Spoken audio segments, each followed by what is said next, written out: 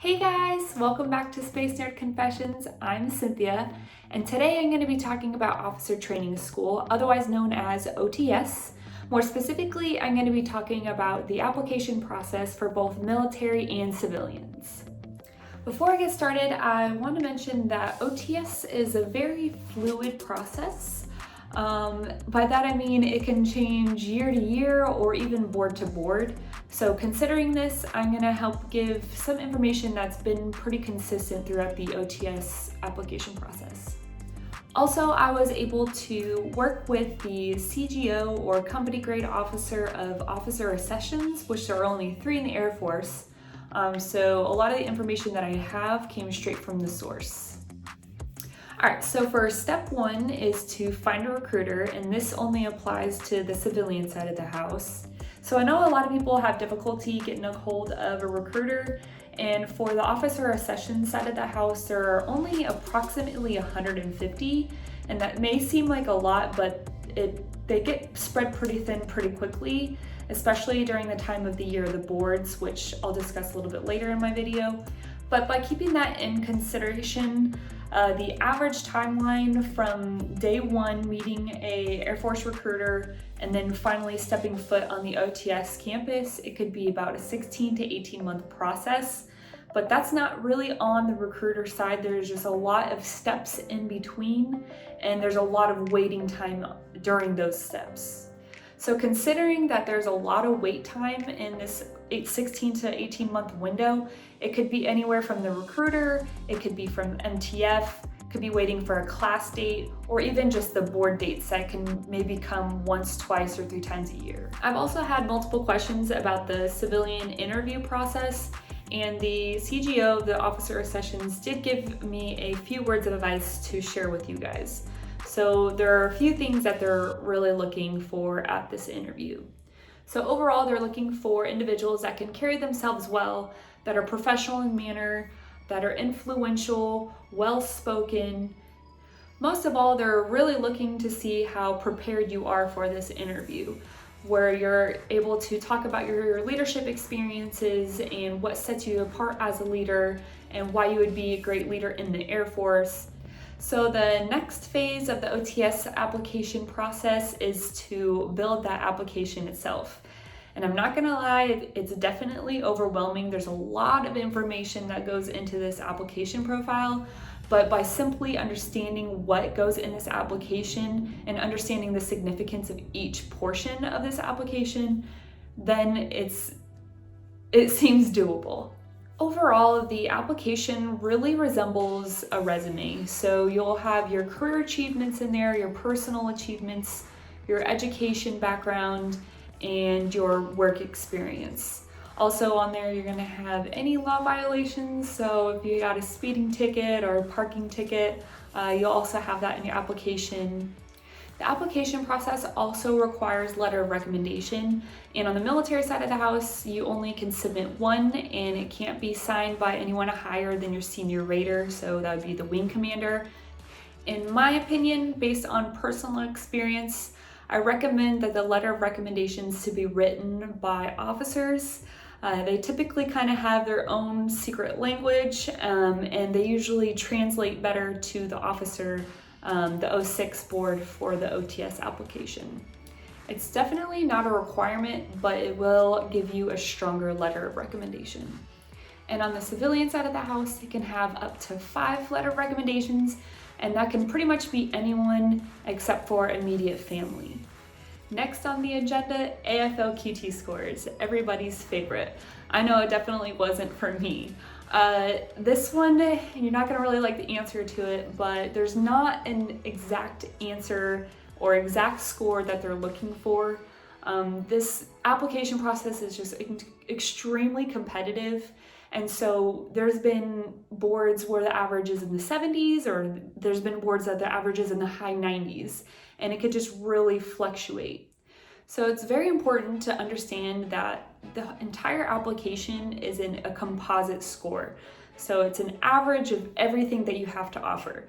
So maybe you can't get extremely high AFOQT scores, but if you have a high GPA or have a high demand degree, or if you have really great leadership experience, then it will help offset that AFOQT score.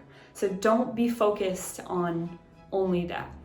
The OTS application also will require some other miscellaneous documentation, such as your transcripts or military awards certifications, and also gives you a chance to tell your story. You get like about a page of describing why you want to become an officer, and this is where you get to have a voice.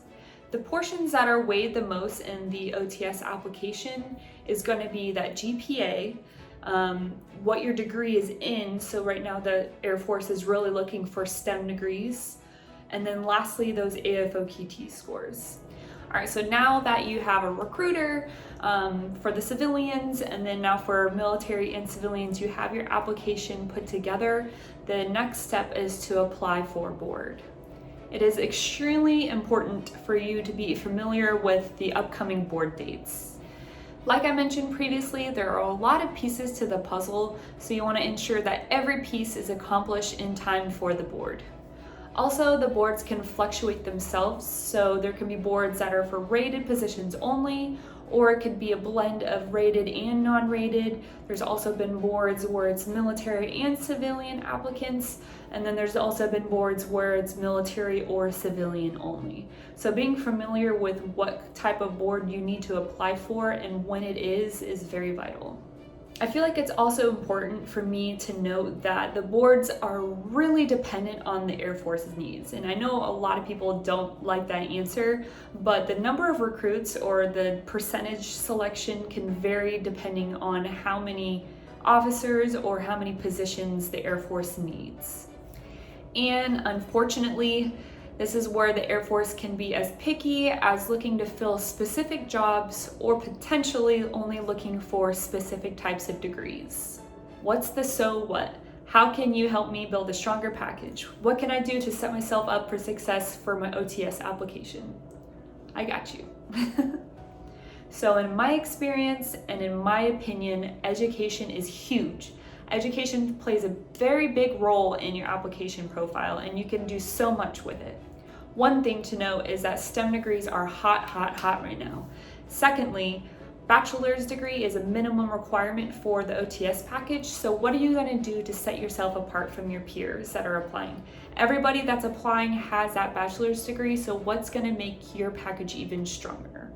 And I'm not saying that I'm expecting for everybody to go get a PhD, but if you are waiting for the next board, or maybe you applied for a board and you didn't get in and you're waiting for the next board, or if you're waiting for a couple pieces to your puzzle, to your application, in the meantime, just knock out a couple master's classes. The Air Force is really looking for people that are self-motivated and have those natural leadership skills. So by continuing your education and not just putting that bare minimum, that'll make you have a stronger package. For those that are stressed about the AFOQT, there's a lot of different sources that you can use to help study for or even do practice tests, so I definitely recommend taking advantage of those resources. But most importantly, at the end of the day, it's just a numbers game for the OTS program. You may be more than qualified for the OTS program, but maybe that board or even that fiscal year is just completely saturated. So don't give up. Keep applying and keep improving yourself to make your application stronger than before. For those that were curious about OTS, I'll give it a quick summary, but it's an 8-week training, and it's kind of a blend of basic training, tech school, and airman leadership school. For the basic training piece, we get lovely wake-up calls at 04:30 in the morning. We also are in charge of keeping our dorms very pristinely clean. And then there is also a lot of marching. So kind of a lot of similar attributes that you would see in basic training. For tech school, it's similar because it's kind of broken up into phases. So once you first get there, you kind of get all your freedoms taken away. That includes coffee, cell phones, civilian clothes. So similar to tech school, you have to earn your freedom back over time. And the last piece, like I said, it's very similar to Airman Leadership School, or also known as ALS, which is the required training from E4 to E5 to become an NCO. The majority of OTS is spent in the classroom, and it really mirrors the ALS curriculum. And for those I asked about the Space Force in OTS, they are currently building a team as we speak to work with the officer accessions into the Space Force. And then right now there's no clear-cut answer how to commission into the Space Force, but as soon as I get any information, I'll give that to you. I also wanted to make a huge shout out for my viewers and subscribers. Thanks to you guys, I was able to hit 2 of my goals for my YouTube channel, with my first one being hitting over 1,000 views on my last video. And then my second goal was to hit 100 subscribers on my YouTube channel, which right now I'm at 106, and I'm really excited and thankful for that. As I mentioned in previous videos, please comment with any questions that you may have, and it could be about the Air Force or the Space Force or anything in general. Your questions guide my videos. I'm here to help. Thank you for watching my video, and we'll see you next time on Space Nerd Confessions. Say bye!